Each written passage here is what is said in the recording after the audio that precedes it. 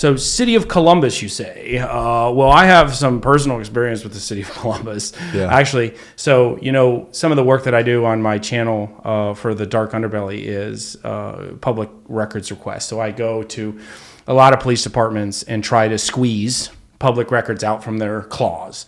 Yeah. And it's eye-opening how much they are so ego and arrogant, and they just exemption. That's exempt. Nope, you can't get that. Who's to say? You need to have a lawyer, and you need to go work that and have $25,000 to try to get this stuff from what should be public records. So the audience and folks out there think that your government is open access, that your government's going to work. They're going to catch all the predators, and they're going to arrest people when they're bad guys. No, they don't. They just don't in a lot of cases.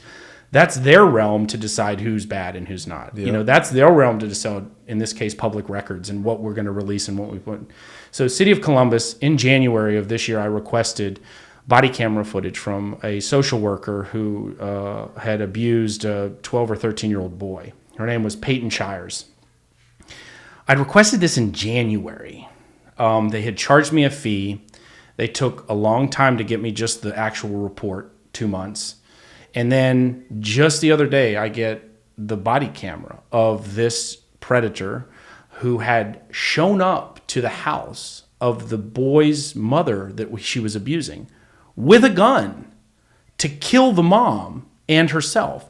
This is the challenges that boys kind of encounter that maybe girls that are abused don't necessarily. You don't see a lot of men showing up to the house of their victims, with a gun. They're going to get their head blown off. They know that.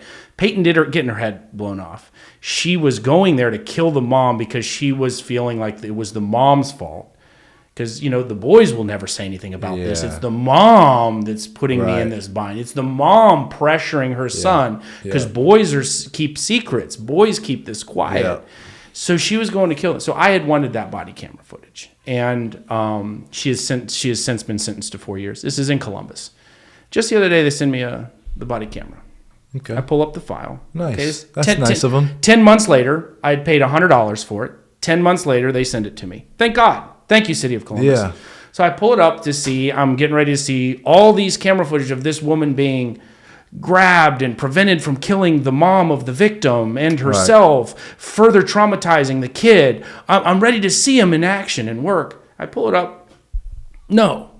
It's some black man being dragged out of his car and basically assaulted by 4 officers. And what was his crime?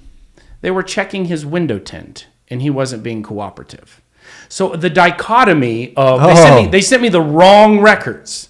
Right. The dichotomy in our world in which a white female I was looking for who abused a boy.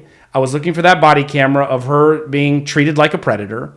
And what I get is a black man being dragged out of his car and assaulted by 9 officers. Like a fucking dog. Because he didn't have enough tint. Yeah. And that is like the work of what I like to do with my channel. Pieces of fucking shit. Just the worlds collide like that. And I'm not making this about race. I'm just giving you the races. The races are a white female predator. Right.